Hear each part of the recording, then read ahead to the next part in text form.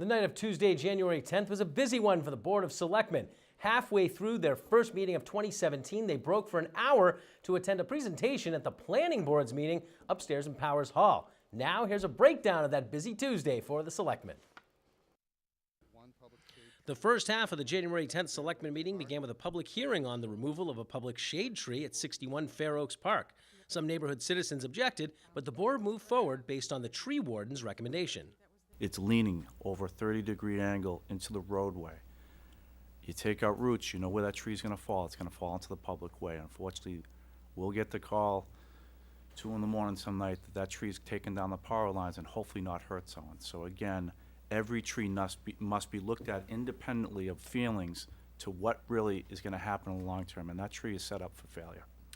Management changes at 2 notable businesses were next, the Village Club and the Sheraton. Then at approximately 7:35, the board went into recess that lasted about an hour. That halftime break was necessary so that the Selectmen could head upstairs to Powers Hall and hear the large house presentation at the Planning Board meeting.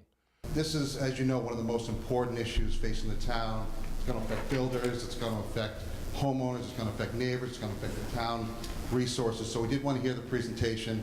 And as you mentioned, Madam Chair, you're going to have a public hearing on this. We intend to have our own hearing on this in February, where we're going to have questions. We have received a report. There's some concerns and comments that we will probably have.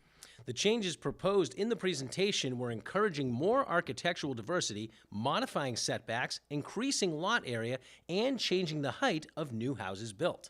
There's a general comment that these houses are just too big. That's what we hear a lot. They're just too big. But that's not really something we could deal with. So we went after what that really meant. The size is not the only factor. So we started to analyze other things besides the size.